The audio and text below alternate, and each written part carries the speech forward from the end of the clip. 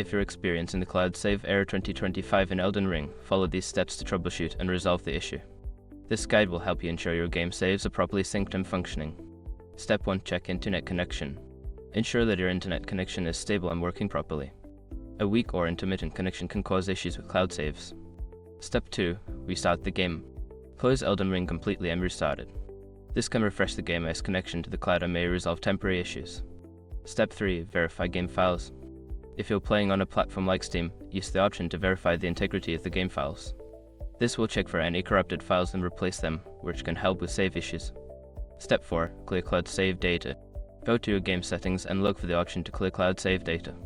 This will remove any corrupted save files and allow you to start fresh with cloud saves. Step 5. Relink cloud services. If you're using a service like Steam Cloud or Xbox Live, unlink and then relink your account. This can refresh the connection and resolve any syncing issues. By following these steps, you should be able to resolve the cloud save error 2025 in Elden Ring. If the problem persists, consider reaching out to the game support team for further assistance.